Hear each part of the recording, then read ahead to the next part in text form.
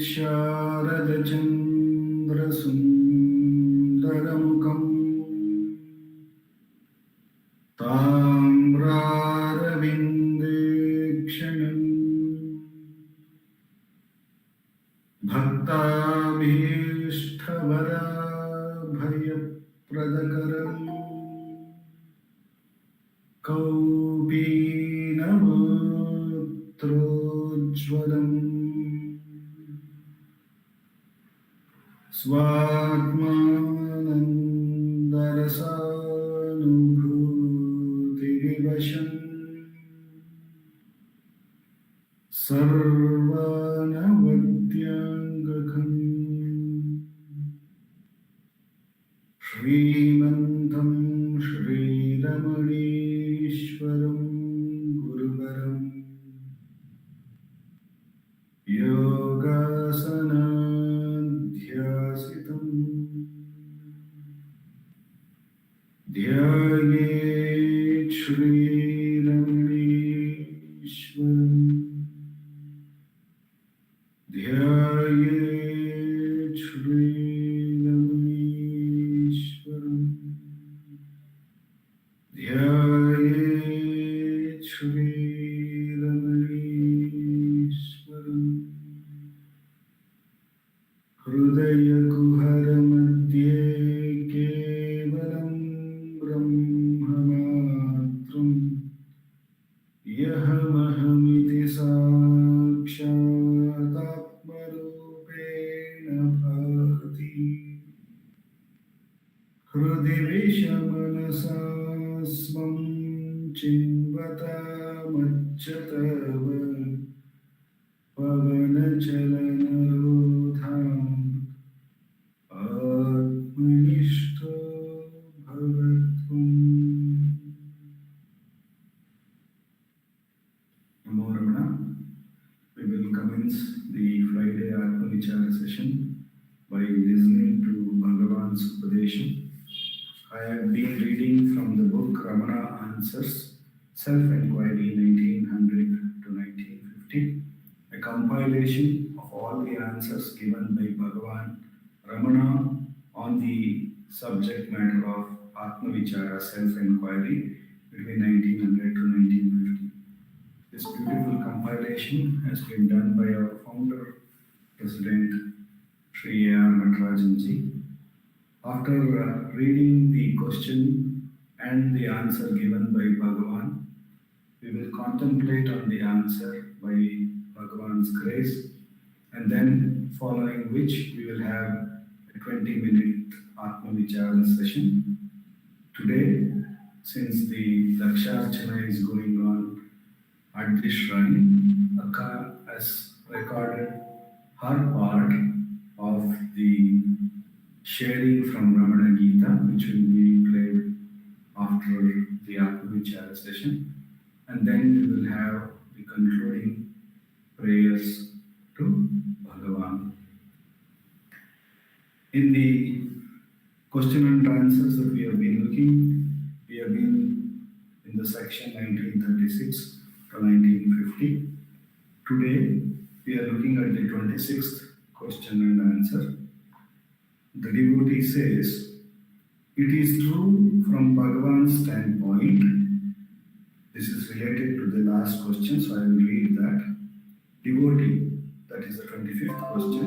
Is it morally right for a man to renounce his household duties when he once realizes that his highest duty is continuous thought of the self? I repeat, is it morally right for a man to renounce his household duties when he once realizes that his highest duty is continuous thought of the self? To which Bhagavan had answered, which we looked at it last week. This desire to renounce things is the obstacle. Self-attention is simple renunciation. A thought to renounce itself is something like holding on, trying to step on a shadow. Moment we try to step on a shadow, the shadow will appear on top of what we use to step on it. So it's like that. We are using a thought based understanding to renounce something. So that itself is an obstacle. That desire itself is an obstacle. So Bhagavan had said that self-attention is simple renunciation, simple recognition that all these thought-based ideas and concepts are not. If I hold on to with knowing or without knowing, if I hold on to that concept, it is always binding on me. That recognition and therefore that simple renunciation of giving reality to any concepts or thought-based understanding is the only thing that needs to be done for self-attention. So we will continue to look at the devotee's question after Bhagavan's answer for this. It is true from Bhagavan's standpoint, he says. But for us, my work demands the best part of my time and energy. Often I am too tired to devote myself to self-inquiry. So this is a normal thing. We see that Bhagavan has renounced everything. So from morning till evening, we feel that he is completely available to do Atma Vichara or in self-abidance. Unlike him, we are not so lucky. We, on the other hand, have to do all our household duties because we are the grihasthas. We have many demands and lot of time and energy has to be dedicated to it. Therefore, the question is, for Bhagavan it may be easy, but for people like us, we are devoted and we don't even get time for Atma Vichara. Which Bhagavan answers, the feeling I work is the hindrance. Enquire who works. Remember, who am I? The work will not bind you. It will go on automatically. Make no effort either to work or to renounce it. Your effort is the bondage. What is bound to happen will happen. If you are destined to cease working, work cannot be had even if you hunt for it. If you are destined to work, you cannot live it. You will be forced to engage in it. So leave it to the higher power. You cannot renounce or hold as you choose. In this beautiful answer, Bhagavan has brought out the answer for an intellectual, an ego which is more intellectually oriented. He has also given an answer to an ego which is devoted, and more, he has also described what is natural, the sahaja, and to recognize that. So Bhagavan always brings what is natural to all of us, relieving us from the effort of doing anything. In fact, Bhagavan says that if somebody says to do something, he is both the Yama and the Brahma. Because he has created something new, he has defined something new to be done. And Yama, because once we get into the act, then we go through the cycles of birth and death. So Bhagavan asks us to inquire who am I and see the self, see how the self is, and be identified with it. The wrong identification, when we say ego, as even an intellectual, when I look at it, I am still identified with a body and the intellect.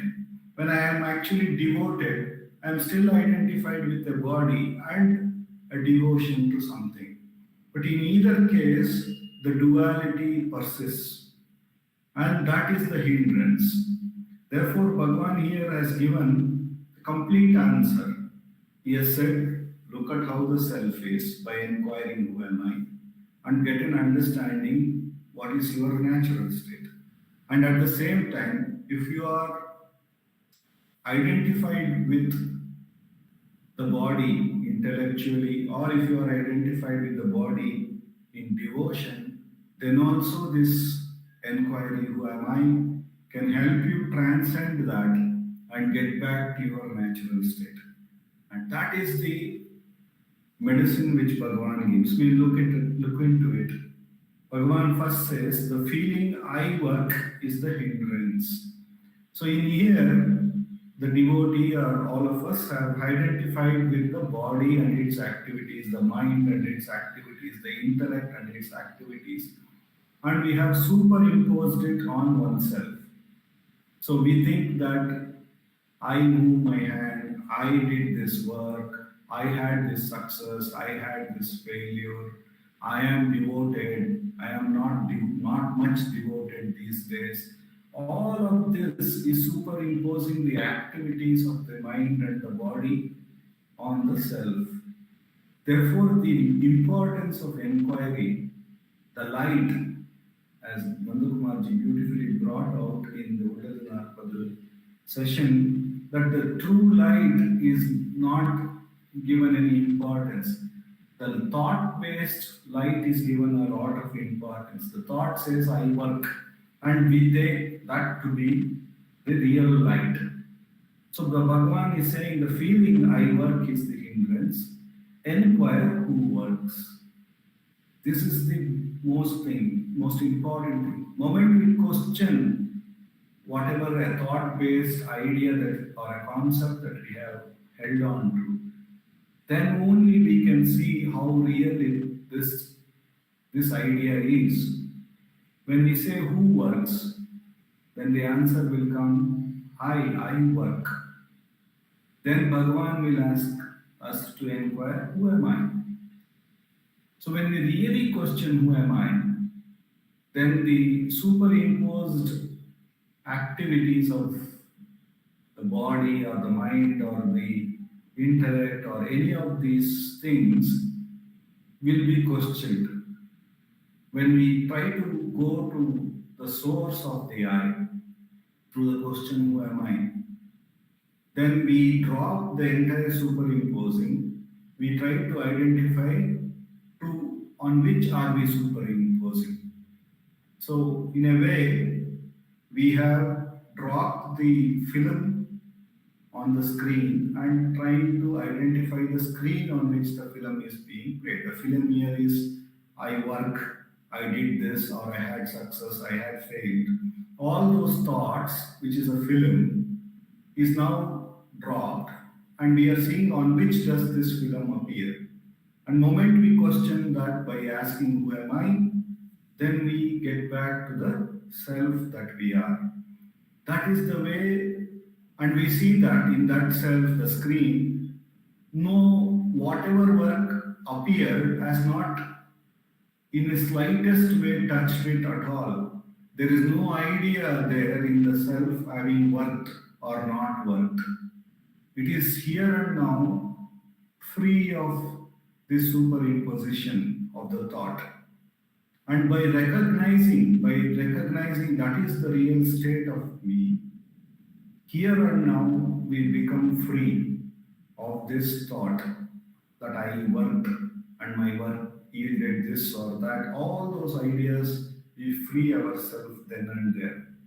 Therefore, Bhagavan says, the very idea, if we hold on to a thought that I work and give reality to that thought, any thought for that matter, that is the hindrance.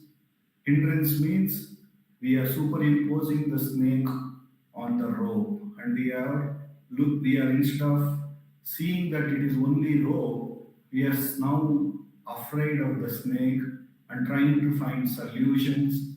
And because we have taken the snake to be real, the solution is very, very difficult because we are again using another thought-based understanding to solve, and that again makes us get into this vicious circle. So the who am I is this transcendental question. It makes us realize there is no answer to be given again using an intellectual. We truly have to investigate, get back to what we refer to as I in that question, through that question, who am And when we do that, we see that we are the thought free self here and now, the truth on which everything appears. And when it appears real because of that truth. But the truth here and now is free of all the appearances and disappearances. Like the screen is free of all the movies. One day, a morning show, that may be a tragedy movie, then maybe a matinee, we may have a comedy movie. Any movie can be played on it, and the screen has absolutely no trace of it. So is the self. And Bhagavan says that in our deep sleep, we see that, we experience it. None of the waking state experiences are there as a trace in our deep sleep. We are not worried where my body went away. We are not worried where my entire titles and all my accomplishments went away. In fact, we eagerly look forward to this sleep because that's when the mind, having got absorbed in the self, we find the peace, the happiness. So the work will not bind you, says Bhagavan. It will go on automatically. Make no effort either to work or renounce the work. A story here, T.K. Sundaresh Iyer was asked to write a preface for the Nulathiritu written by Bhagavan, and he said, I don't want to write. And Bhagavan said that I don't want to write is as much an ego as if I say, okay, I will write it. Because both ways, we are giving reality to the idea that I am this individual. So Bhagavan attacks always that identification, that superimposition that we do it either in the form of accepting or in the form of non-accepting. In the way I, as an individual, has this power to accept or reject, we hold on to that, and therefore the ego or the superimposition is held on. So Bhagavan beautifully brings light to where we are repeatedly getting stuck. He says, make no effort to work or renounce the work. Your effort is the bondage. Your effort, in the sense, to take whatever is available as real and therefore have the differentiation is real and have myself as an entity, as a different from the self, to work on it is real. That makes me do the effort. That itself is the bondage. What is bound to happen will happen, says Bhagavan here. He further goes on to say, if you are destined to cease working, work cannot be had even if you hunt for it. If you are destined to work, you cannot leave it. You will be forced to engage in it. In this, I remember the incident of Annamalai Swami. Annamalai Swami used to come to Bhagavan and ask him that you always ask me to build some building or something like that. So Annamalai, Bhagavan used to make a light joke, I believe, to say that what can I do whenever I see you? I see as though a building is coming to me. But there comes a day when Padani Swami asks Bhagavan, I went up the hill and I saw some people who were having ganja and they were saying, Anandam, Anandam. I don't know what kind of Anandam they were experiencing. And Bhagavan hugs Annamalai Swami, who was also there, and says, in the Madri Anandam. And Annamalai Swami says that after that he had absolutely knowing, he had completely lost body consciousness, and this happened in the morning, and until the lunch bell rang in the ashram at around 11:30. Until that, he was completely not aware of what was happening around him. And at that very moment, he did not feel like anymore working in the construction. He went to Bhagavan and asked, I want to do meditation, and Bhagavan says, go to Palakuttu and start meditating. And everything was arranged for him, the stay, the food, and finally Bhagavan also built him a beautiful house for him to meditate. So Bhagavan is saying that if we understand that everything is already planned by the self and everything is the self, and continue to let the body engage in whatever way it wants to engage, let it keep on engaging in the world. When the time becomes right, when the higher power decides that this can engage itself in its full abidance in the self, then he says that the work may stop. Even if we hunt for it, it may not come. On the other hand, it may be also forced upon us if it is destined to happen. So he says, surrender. Here Bhagavan is saying, if you are truly devoted, here he is saying, surrender to the higher power. Don't question that. Let the providence do what it wants to do. You remain surrendered. Then you cannot renounce or hold or choose. And by that way also, here and now you become free of all these dualities. The immense grace of Bhagavan with which we have come to this natural path of self-inquiry, where Bhagavan takes us back to our natural state of self where there is no duality of to renounce or to hold, or there is no entity to make a comment or feeling that whatever the activities of the body and the mind does, to say that it is mine, until the one who does, which is nothing but the wrong notion of the ego, and therefore Bhagavan asks us to inquire, who am I? And by questioning the root of the I thought, we are taken to the self where there is absolutely no trace of any duality. It is effortlessly indifferent to everything. That is the natural state of the self. And Bhagavan takes us there, makes all the effort cease naturally because that is how it is. And naturally, there is no indifference in the self. He makes us abide in that Sahaja Samadhi. And until that, Bhagavan says, whenever there is a differentiation and a thought, we should diligently inquire, to whom is this thought? Who am I? To move the attention away from these divisions, back to the source which is here and now, effortless and indifferent or without any division. The immense grace of Bhagavan with which alone we have come to this most direct path.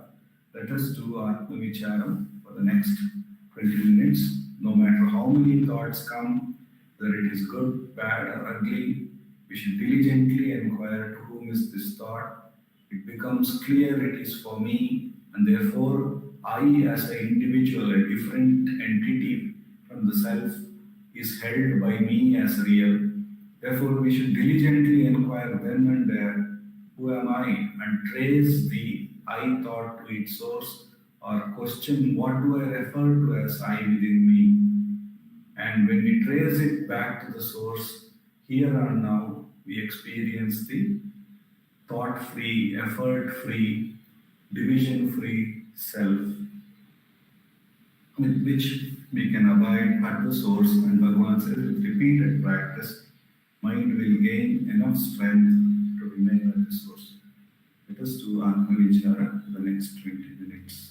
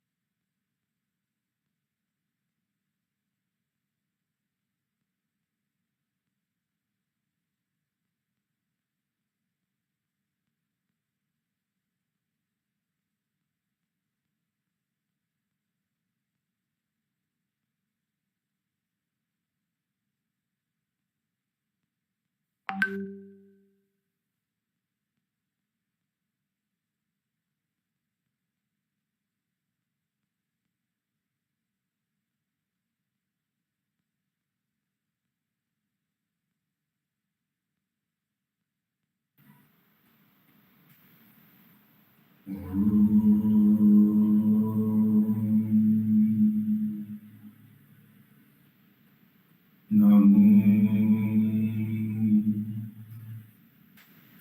Bhagavate Shri Ramana.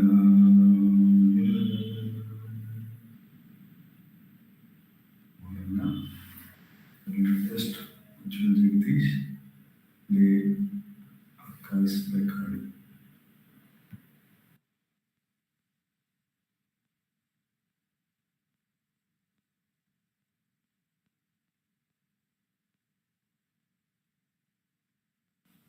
Namo Ramana. Prostrations to Ramana, shining as the self in all beings. By the immense grace of the self, manifest as Ramana, we have been meditating on Bhagavan's teachings, on self-inquiry and the practice of self-inquiry, as well as had the session of self-inquiry. And in this part of the satsang, we are meditating on Bhagavan's teachings as recorded by Ganapati Muni in Ramana Gita. We are now on the 5th chapter, which is the science of the heart, the Hridaya Vidya.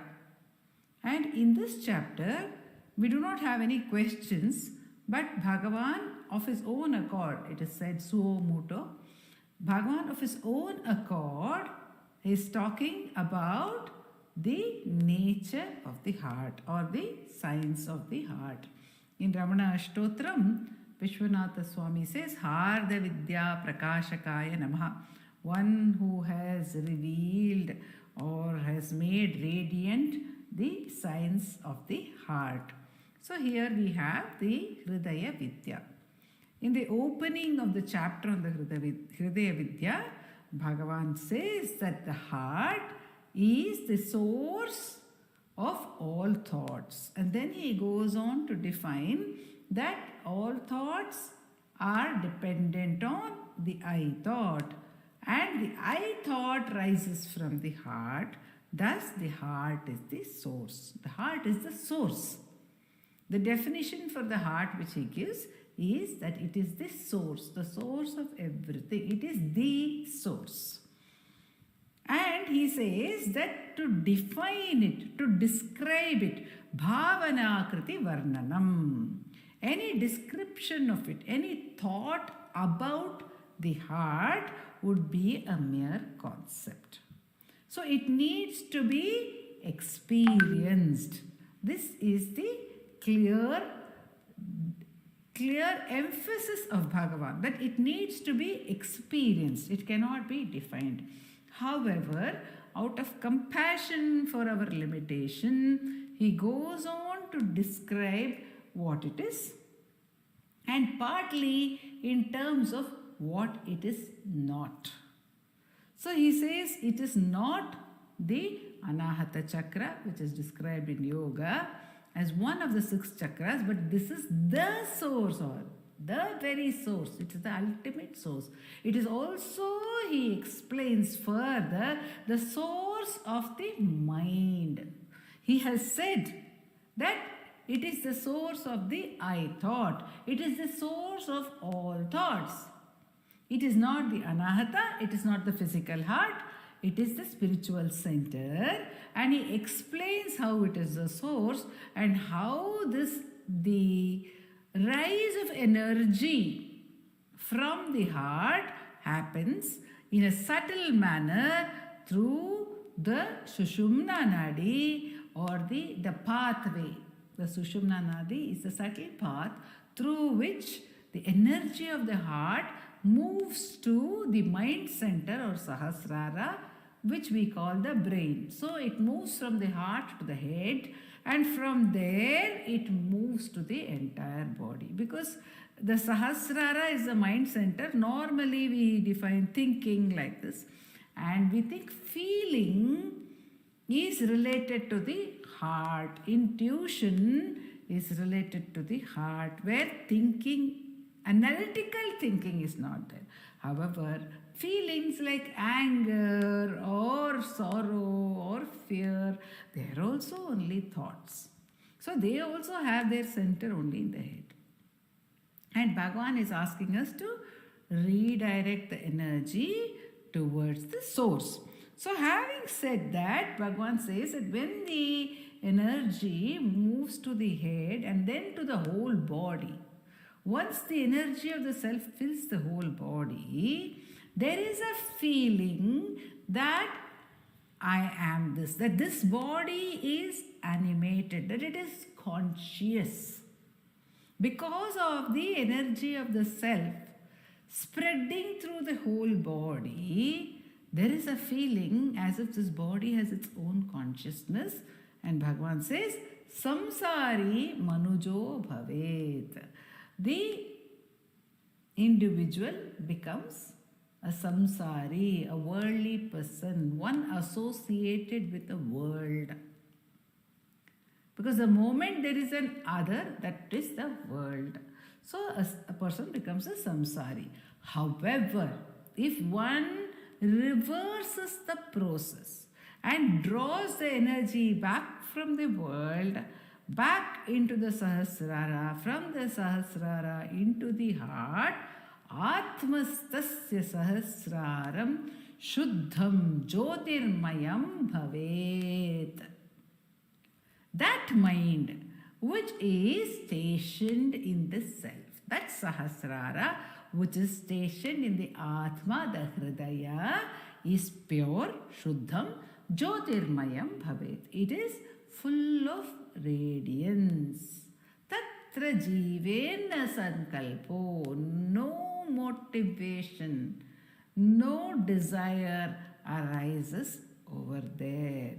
Even if they happen to, even if experiences, sense perceptions, mental perceptions are recognized due to their proximity, they will not disturb the experience of this self. There will be no doubt in the truth of the heart. There will be no confusion.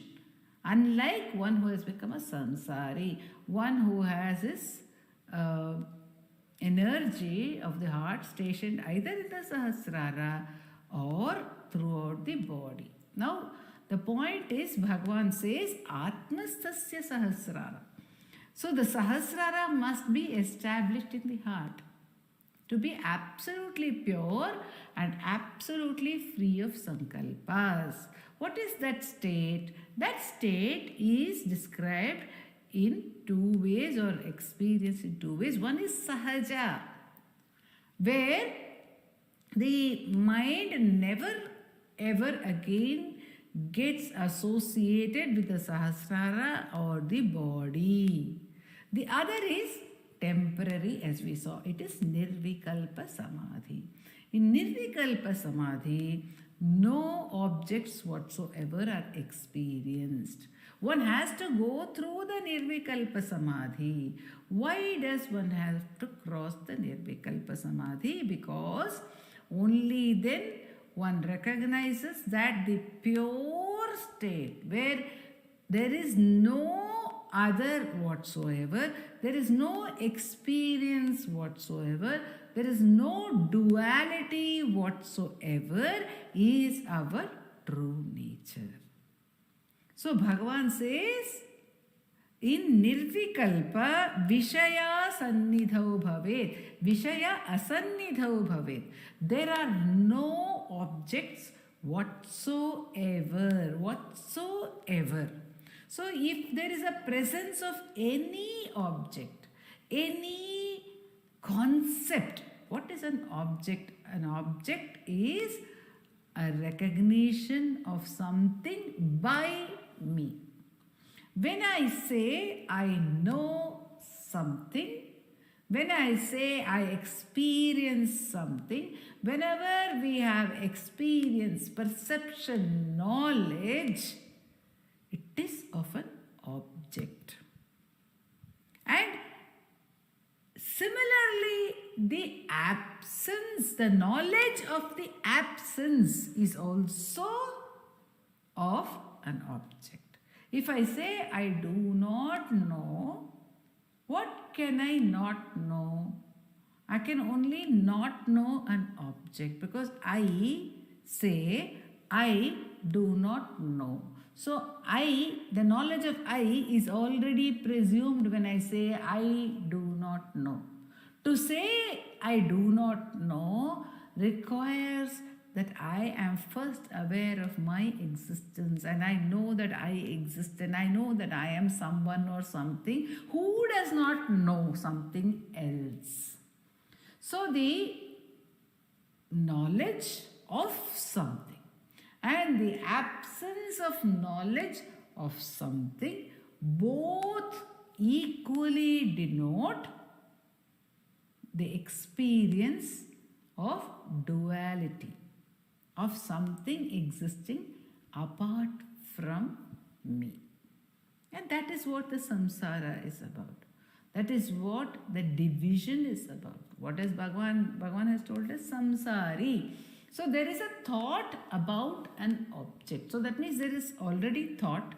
When there is recognition of an object, even the subtlest concept, the subtlest experience, even if I feel that I am the entire universe. There are people who get visions. There are people who get beautiful visions.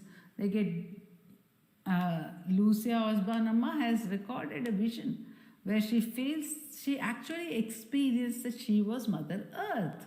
She could feel, actually vibrantly feel everything that was happening to the earth, which is a much wider identity. It's an expansive identity. There are people who undergo out of the body experiences, who can see their body as if they can see other things in the world as objects. So if we are out of the body and then they come back to the body, there are people, they are called NDA, near death experience, NDE, near death experiences, where they are out of the body and then they come back to the body and they see. There are people, there was once a person who attended one of our workshops. He said, I could see, I was in the ICU and I could see the nurse get agitated and there was no duty doctor nearby, and I was outside and I could see what all was happening to my body, and I could see that I could know everything about everyone who was in that place. There are 2-3 people, many people have recorded that. And then he says she gave some injection and he felt he was back in the body. But what happens when he was seeing his body? He was not in Nirvikalpa, because he could see his body. He could identify. He felt, I am apart from my body and I can see my body. It's the same. Even if I imagine that my body is dead and gone. If I imagine that I am dead, so who is the one who is imagining? So there's a process of imagination. There is an object which is being conceived. So if we understand anything, even if we understand something and say, I know this is how God is, I have experienced God. If I say that I am experiencing, okay, if I see something, it does not mean that the vision of God is not to be valued. It is an explanation that it is not Nirvikalpa. An explanation that we must understand that if we have a vision of God, it is not Nirvikalpa Samadhi. It is not the non-dual experience. It is a dual experience. When we have a vision of God, when we have a vision of the Supreme, or if we feel that we are out of this body, I am not the body, but I am one who recognizes that I am not the body, or I see my body as an object, or I have an experience and then I come back to my body and then I say that I had a beautiful experience of being outside the body or of forgetting the body, then I am still connected to my body identity only in order to be able to say all this. So Nirvikalpa means absolutely without any objective knowledge. Now when that becomes steady, when that knowledge of that state, when we recognize that which is experienced as my own self in Nirvikalpa, in the absence of objects, that is not limited to a period of time when there is no objective knowledge. However, it is the basis of everything, including objective knowledge. So when one abides in that state, then it becomes sahaja. Sahaja. So he says that Grinhatopi siraikadhi sahaja sthitiruchyate. Grinhatopi siraikadhi sahaja sthitiruchyate. Nirvikalpa samadhistu vishaya sannidhau bhavet. So first we try to experience that the nature of the self in itself, devoid of all objective knowledge, And we can do so by questioning, who am I? Then the I dissolves into the heart, which is its source, and the experience of the self happens. It is revealed. This is, as it is intermittent, it feels as if we have experienced it and come out of it. Therefore, it is called Nirvikalpa Samadhi. When it becomes steady, absolutely steady, then there is no thought of our experiencing something and coming out of it. Then it becomes Sahaja, says Bhagavan. Om Namo Bhagavate Sri Ramana.